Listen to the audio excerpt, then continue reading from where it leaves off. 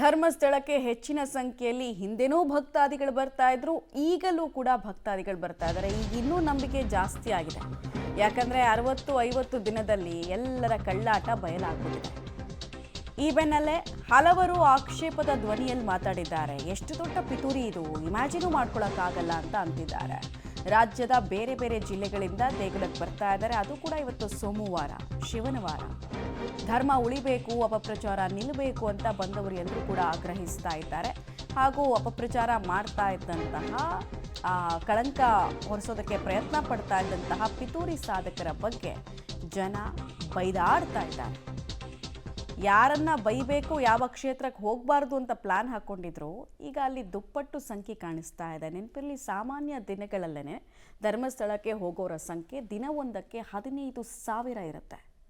ವಿಶೇಷ ದಿನಗಳು ಅಂದಾಗ ಹಬ್ಬ ಹರಿದಿನ ಇರ್ಬೋದು ಅಥವಾ ಸೋಮವಾರ ಸ್ಪೆಷಲಿ ತುಂಬ ದೊಡ್ಡ ಸಂಖ್ಯೆಯಲ್ಲಿ ಜನ ಬರ್ತಾರೆ. ಡೀಟೇಲ್ಸ್ ಕೊಡ್ತಾರೆ. ನೇರ ಸಂಪರ್ಕದಲ್ಲಿ ಜಾಯಿನ್ ಆಗ್ತಾ ಇದ್ದಾರೆ ಪ್ರಕಾಶ್. ಬೆಳ್ಳಂಬೆಳಗ್ಗೆ ಧರ್ಮಸ್ಥಳದ ಕಡೆಗೆ ಭಕ್ತಾದಿಗಳು ಬರ್ತಾ ಇರೋದು ಯಾವ ಸಂಖ್ಯೆಯಲ್ಲಿ ಕಾಣಿಸ್ತಾ ಇದೆ? ನಂಬಿಕೆ, ಶ್ರದ್ಧೆ, ಶತಮಾನಗಳ ಇತಿಹಾಸ ಯಾವ ರೀತಿ ಕಂಟಿನ್ಯೂ ಆಗ್ತಾ ಇದೆ ಇವತ್ತು ಕೂಡ? ಮಮತಾ, ಸಹಜವಾಗಿ ವೀಕೆಂಡ್ಸ್ಗಳಲ್ಲಿ ಹೆಚ್ಚಿನ ಸಂಖ್ಯೆಯಲ್ಲಿ ಭಕ್ತಾದಿಗಳು ಬರ್ತಾ ಇದ್ರು. ಆದರೆ ಇವತ್ತು ಕೂಡ ಹೆಚ್ಚಿನ ಸಂಖ್ಯೆಯಲ್ಲಿ ಧರ್ಮಸ್ಥಳಕ್ಕೆ ಭಕ್ತಾದಿಗಳು ಬರ್ತಾ ಇದ್ದಾರೆ. ರಾಜ್ಯದ ಬೇರೆ ಬೇರೆ ಜಿಲ್ಲೆಗಳಿಂದ ಕೂಡ ಈಗ ಭಕ್ತಾದಿಗಳು ದರ್ಶನವನ್ನ ಪಡೆಯೋದಕ್ಕೆ ಬರ್ತಾ ಇದ್ದಾರೆ. ಎಲ್ಲಿ ಅಪಪ್ರಚಾರವನ್ನ ಮಾಡ್ತಾ ಇದ್ರು, ಯಾವ ಕ್ಷೇತ್ರದ ಬಗ್ಗೆ ಮಾಡ್ತಾ ಇದ್ರು, ಆ ಅಪಪ್ರಚಾರ ಸುಳ್ಳು ಅನ್ನುವಂಥದ್ದು ಒಂದೊಂದೇ ಸತ್ಯಗಳು ಹೊರ ಬರ್ತಾ ಇದ್ದ ಹಾಗೆ, ಸತ್ಯ ದರ್ಶನ ಜನರಿಗೂ ಕೂಡ ಆಗ್ತಾ ಇದ್ದ ಹಾಗೆ ಮತ್ತಷ್ಟು ನಂಬಿಕೆ, ಶ್ರದ್ಧೆ ಕೂಡ ಹೆಚ್ಚಾಗಿದೆ. ಈ ನಿಟ್ಟಿನಲ್ಲಿ ಸಾಕಷ್ಟು ಭಕ್ತಾದಿಗಳು ಕೂಡ ಕುಟುಂಬ ಸಮೇತರಾಗಿ ಬರ್ತಾ ಇದ್ದಾರೆ. ಈಗ ನೇರವಾಗಿ ಬೆಳಿಗ್ಗೆ 6 ಗಂಟೆಗೆ ಈ ದರ್ಶನಕ್ಕೆ ವ್ಯವಸ್ಥೆಯನ್ನು ಮಾಡಿಕೊಳ್ಳಲಾಗುತ್ತೆ. ಸೊ 6 ಗಂಟೆಗೆ ಬಾಗಿಲುಗಳು ಓಪನ್ ಆಗುತ್ತೆ. ಸೊ ಬೆಳಗಿನ ಜಾವ ಒಂದು 4:15 ಗಂಟೆಯಿಂದನೇ ಜನ ಕ್ಯೂ ಅಲ್ಲಿ ನಿಂತ್ಕೊಳ್ತಾರೆ. ಭಕ್ತಾದಿಗಳು ಕ್ಯೂನಲ್ಲಿ ನಿಂತ್ಕೊಂಡು ಯಾವಾಗ ಬಾಗಿಲುಗಳು ಓಪನ್ ಆಗುತ್ತೆ ಆವಾಗ ನೇರವಾಗಿ ಹೋಗುವಂಥ ಪ್ರಯತ್ನವನ್ನು ಕೂಡ ಮಾಡ್ತಾರೆ. ಒಂದಿಷ್ಟು ಜನರನ್ನು ಮಾತನಾಡಿಸ್ತೀನಿ. ಸರ್ ಬನ್ನಿ, ಎಲ್ಲಿಂದ ಬಂದಿದ್ದೀರಿ? ಬನ್ನಿ. ಬೆಂಗಳೂರಿಂದ. ಓಕೆ, ಏನು ಹೇಳ್ತೀರಿ ಸರ್? ದರ್ಶನಕ್ಕೆ ಹೋಗ್ತಾ ಇದ್ರಿ, ಒಂದಿಷ್ಟು ಅಪಪ್ರಚಾರಗಳು ಆಗ್ತಾ ಇತ್ತು, ಅದರ ಬೆನ್ನಲ್ಲೇ ಕೂಡ ಭಕ್ತಾದಿಗಳ ಸಂಖ್ಯೆ ಹೆಚ್ಚಿದೆ. ಇಲ್ಲ, ಎಲ್ಲ ಒಳ್ಳೇದಾಗುತ್ತೆ, ಎಲ್ಲ ಇದಾಗಿದೆ. ದರ್ಶನ ಎಲ್ಲ ಚೆನ್ನಾಗಿ ಆಗ್ತೈತೆ. ಎಲ್ಲರೂ ಬರಬೇಕು, ಹೆಚ್ಚಿನ ಸಂಖ್ಯೆದಾಗ ಭಾಗವಹಿಸ್ಬೇಕು. ಏನು ಹೇಳ್ತೀರಿ ಸರ್? ಯಾರೇ ಅಪಪ್ರಚಾರ ಮಾಡಲಿ, ಏನೇ ಮಾಡಲಿ, ಧರ್ಮಸ್ಥಳನೇ, ಶ್ರೀ ಕ್ಷೇತ್ರ ಧರ್ಮಸ್ಥಳನೇ. ಅದರಿಂದ ನಮಗೆ ಇಲ್ಲಿ ಅಷ್ಟು ಭಕ್ತಿ ಇದೆ. ಸರ್ ಬನ್ನಿ. ಸರ್, ಇವರೆಲ್ಲ ಅಪಪ್ರಚಾರ ಮಾಡಿಕೊಂಡು ಹಿಂದೂ ದೇವಸ್ಥಾನಗಳಿಗೆ ಅವರೆಲ್ಲ ಷಡ್ಯಂತ್ರ ಹುಡ್ತಾ ಇದ್ದಾರೆ. ಅಷ್ಟು ಬಿಟ್ಟರೆ ಯಾವುದೇ ರೀತಿಯ ಇಲ್ಲಿ ಏನೂ ನಡೆದಿಲ್ಲ. ಎಲ್ಲ ಸುಮ್ಮನೆ ಅಪಪ್ರಚಾರ ನಡೆದಿದೆ ಅಷ್ಟೇ. ಈ ದೇವಸ್ಥಾನಕ್ಕೆ ಯಾರು ಬರ್ದಂಗೆ ಏನೋ ಒಂದು ಮಾಡೋಕ್ಕೋಸ್ಕರ ಹೊರಟವ್ರು ಅಷ್ಟೇ. ಇವರು ಷಡ್ಯಂತ್ರ ಮಾಡೋಕ್ಕೋಸ್ಕರ ಅಷ್ಟು ಹೇಳ್ತೀನಿ ಸರ್. ಸರ್ ತಾವೇನು? ದೇವರ ಶಕ್ತಿ ಬಹಳ ಇದೆ. ಯಾರೇ ಷಡ್ಯಂತ್ರ ಮಾಡಿದ್ರು ಏನೂ ಆಗಲ್ಲ. ಭಕ್ತಾದಿಗಳು ಏನು ಗೊಂದಲ ಮಾಡ್ತಾ ಇದ್ದಾರೆ ಅಷ್ಟೇ ವಿನಃ ಇನ್ನೇನು ಆಗ್ತಿಲ್ಲ. ಅದಕ್ಕೆ ಮಾಮೂಲಿ ಭಕ್ತಾದಿಗಳೆಲ್ಲ ತಾವುಗಳೆಲ್ಲ ನಾವು ಬರ್ತಾ ಇದ್ವಿ. ಶ್ರದ್ಧಾ ಕೇಂದ್ರ ಎಲ್ಲೋ ಒಂದು ಕಡೆ ಧಾರ್ಮಿಕ ಭಾವನೆಗಳನ್ನು ಕೆಡಿಸುವಂಥ ಕೆಲಸಗಳು ಕೂಡ ಆಗ್ತಾ ಇತ್ತು. ಹೌದು, ನಿಜ. ಇದು ಒಂಥರ ಪಿತೂರಿನೇ ಅಂತಲೇ ಹೇಳ್ಬೋದು. ಇದು ಶ್ರೀ ಕ್ಷೇತ್ರದ ಮತ್ತು ಪೂಜ್ಯರ ಬಗ್ಗೆ ಒಂದು ರೀತಿಯ ಪಿತೂರಿ ನಡೀತಾ ಇದೆ. ಇದು ನಿಜವಾಗ್ಲೂ ಕೂಡ ತಡಿಬೇಕು. ನಾವೆಲ್ಲ ಹಿಂದೂಗಳು ಒಗ್ಗಟ್ಟಾಗಿ ಒಂದು ರೀತಿಯಲ್ಲಿ ಹೋರಾಟ ಮಾಡಬೇಕು ಅಂತಲೇ ಈ ಸಂದರ್ಭದಲ್ಲಿ ಹೇಳ್ತೀನಿ.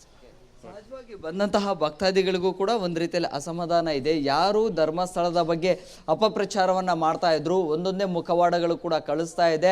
ಧರ್ಮಸ್ಥಳಕ್ಕೆ ಶಕ್ತಿ ಇದೆ, ಶಕ್ತಿಯ ಕೇಂದ್ರ ಅನ್ನುವಂಥದ್ದನ್ನು ಕೂಡ ಹೇಳ್ತಾ ಇದ್ರು. ಈಗಾಗಲೇ 6 ಗಂಟೆ ಆಗಿರುವಂಥ ಕಾರಣಕ್ಕಾಗಿ ಈಗ ಹಂತವಾಗಿ ಭಕ್ತಾದಿಗಳು ಬರುವಂತಹ ಏನು ಸಂಖ್ಯೆ ಏರಿಕೆ ಆಗ್ತಾ ಇದೆ.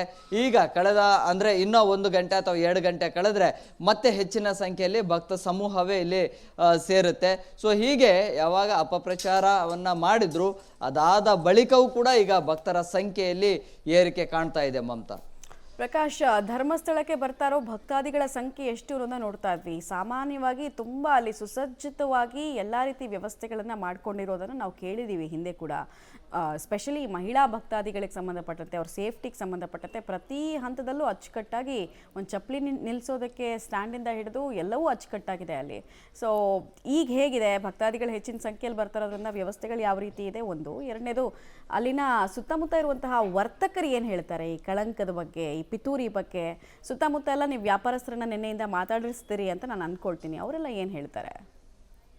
ನೋಡಿ ಮಮತಾ, ಈ ಕ್ಷೇತ್ರದ ಬಗ್ಗೆ ಇಲ್ಲಿದ್ದಂತಹ ವರ್ತಕರಿಗಾಗ್ಲಿ ಅಥವಾ ಸ್ಥಳೀಯ ಜನರಿಗಾಗ್ಲಿ ಯಾವುದೇ ಬೇರೆ ರೀತಿಯ ಏನು ವಿಚಾರಗಳು ಇಲ್ಲ. ಅವ್ರಿಗಿರುವಂಥದ್ದು ಇದೊಂದು ಶಕ್ತಿ ಕೇಂದ್ರ, ಧಾರ್ಮಿಕ ಕೇಂದ್ರ, ಇಲ್ಲಿ ನಂಬಿಕೆ ಇದೆ, ಸೊ ಶಕ್ತಿ ಇದೆ ಅನ್ನುವಂಥದ್ದನ್ನು.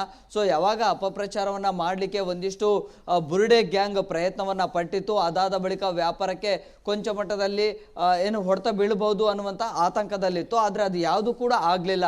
ಭಕ್ತರು ಯಾವುದನ್ನು ಕೂಡ ನಂಬ್ತಾ ಇಲ್ಲ. ಒಂದು ಶಕ್ತಿ ಕೇಂದ್ರದ ಮೇಲೆ ನಂಬಿಕೆಯನ್ನು ಇಟ್ಕೊಂಡಿದ್ದಾರೆ. ಆ್ಯಸ್ ಯೂಸ್ವಲ್ ಆಗಿ ಹೇಗೆ ಸಹಜವಾಗಿ ಬರ್ತಾ ಇದ್ರು ಅದೇ ರೀತಿಯಲ್ಲೇ ಬರ್ತಾ ಇದ್ದಾರೆ. ಆದರೆ ಭಕ್ತರ ಸಂಖ್ಯೆಯಲ್ಲಿ ಎಲ್ಲೂ ಕೂಡ ಕಡಿಮೆ ಆಗಲಿಲ್ಲ. ಜೊತೆಗೆ ದೇವಸ್ಥಾನದ ಆವರಣದ ಹೊರಭಾಗದಲ್ಲಿ ಅಂಗಡಿಗಳು, ಮಳಿಗೆಗಳಲ್ಲಿ ಯಾವುದೂ ಕೂಡ ಸಮಸ್ಯೆಗಳು ಆಗ್ತಾ ಇಲ್ಲ. ಅಂದರೆ ವ್ಯಾಪಾರಕ್ಕೆ ಯಾವುದು ಕೂಡ ಅಡ್ಡಿ ಬರ್ತಾ ಇಲ್ಲ. ಜೊತೆಗೆ ಮಹಿಳಾ ಭಕ್ತಾದಿಗಳನ್ನು ಹೆದರಿಸುವಂತಹ ಷಡ್ಯಂತ್ರಗಳನ್ನು ಕೂಡ ನಡೆಸ್ತಾ ಇದ್ರು. ಯಾರು ಕೂಡ ಬರಬೇಡಿ, ಇಲ್ಲಿ ಸುರಕ್ಷತೆ ಇಲ್ಲ ಅನ್ನುವಂಥದ್ದನ್ನು. ಸೊ ಯಾರು ಈ ರೀತಿಯಾಗಿ ಹೇಳ್ತಾ ಇದ್ರಲ್ಲ ಅಂಥವ್ರಿಗೆ ಸರಿಯಾಗಿ ಮಹಿಳಾ ಭಕ್ತರು ಕೂಡ ಕ್ಲಾಸನ್ನು ತೆಗೆದುಕೊಳ್ತಾ ಇದ್ದಾರೆ. ನೀವು ನೇರವಾಗಿ ಧರ್ಮಸ್ಥಳಕ್ಕೆ ಬನ್ನಿ ಅನ್ನುವಂಥದ್ದನ್ನು ಕೂಡ ಕರೆಯನ್ನು ಕೊಡ್ತಾ ಇದ್ದಾರೆ. ಗಮನಿಸ್ತಾ ಇದ್ರಿ ದೃಶ್ಯಗಳಲ್ಲಿ ಸಾಕಷ್ಟು ಮಹಿಳಾ ಭಕ್ತಾದಿಗಳು ಕೂಡ ಒಳಗಡೆ ಹೋಗುವಂತಹ ಒಂದಿಷ್ಟು ದೃಶ್ಯಗಳನ್ನು ಕೂಡ ಕಾಣಬಹುದು. ಅಂದರೆ ಕೇವಲ ಈ ಸುತ್ತಮುತ್ತಲಿನ ಪ್ರದೇಶದ ಭಕ್ತಾದಿಗಳು ಮಾತ್ರ ಬರ್ತಾ ಇಲ್ಲ, ರಾಜ್ಯದ ಬೇರೆ ಬೇರೆ ಜಿಲ್ಲೆಗಳಿಂದ, ಜೊತೆಗೆ ಏನೋ ನೆರೆ ಹೊರೆ ರಾಜ್ಯದಿಂದ ಕೂಡ ಸಾಕಷ್ಟು ಭಕ್ತಾದಿಗಳು ಕೂಡ ಬರ್ತಾ ಇದ್ದಾರೆ. ಅದು ಕೂಡ ಕುಟುಂಬ ಸಮೇತರಾಗಿ ಬರ್ತಾ ಇದ್ದಾರೆ. ಅಂದರೆ ಶ್ರದ್ಧಾ ಕೇಂದ್ರದ ಮೇಲೆ ಅವ್ರಿಗಿರುವಂತಹ ನಂಬಿಕೆ, ಜೊತೆಗೆ ಆ ಒಂದು ಶಕ್ತಿ ಏನು ಅನ್ನುವಂಥದ್ದು ಅವ್ರಿಗೂ ಕೂಡ ಗೊತ್ತಿದೆ. ಸೊ ಆ ಕಾರಣಕ್ಕಾಗಿ ಇಡೀ ಕುಟುಂಬ ಸಮೇತರಾಗಿ ಬರುವಂತಹ ಸನ್ನಿವೇಶಗಳು, ದೃಶ್ಯಗಳು ಕೂಡ ಇಲ್ಲಿ ಪ್ರತಿನಿತ್ಯವೂ ಕೂಡ ಕಾಣ್ತೀವಿ. ಆದರೆ ಈ ಬೆಳವಣಿಗೆಗಳ ಆದ ಬಳಿಕ ಇದೀಗ ಆ ಸಂಖ್ಯೆ 2 ಪಟ್ಟ ಆಗ್ತಾ ಇದೆ.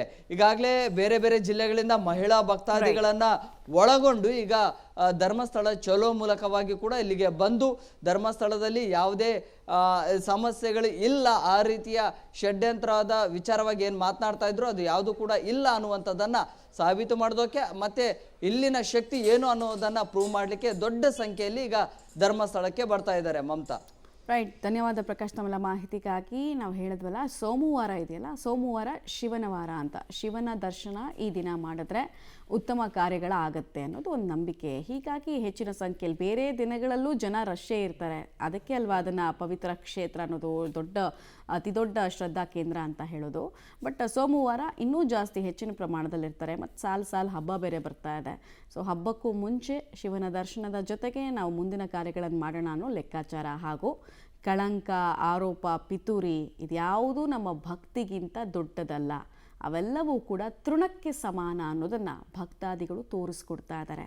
ವಿಜುವಲ್ಸ್ ನೋಡ್ತಾ ಇದ್ದೀರಾ ನೀವು, ಯಾವ ಸಂಖ್ಯೆಯಲ್ಲಿ ಭಕ್ತಾದಿಗಳು ಬಂದಿದ್ದಾರೆ. ಸ್ಪೆಷಲಿ ಮಹಿಳಾ ಭಕ್ತಾದಿಗಳ ಸಂಖ್ಯೆ ನೋಡ್ತಾ ಇದ್ದೀರಾ. ಮಹಿಳೆಯರ ಕಾಲಿಟ್ಟರೆ ಅವರನ್ನು ಹುರಿದು ಮುಕ್ಕೋದಕ್ಕೆ ಕಾಯ್ತಾ ಇದೆ ಒಂದು ಗುಂಪು ಅಂತ ಹೇಳಿದವರ ಮುಖಕ್ಕೆ ಇಡುವಂತಹ ಕೆಲಸ ಇದೆಲ್ಲವೂ ಕೂಡ.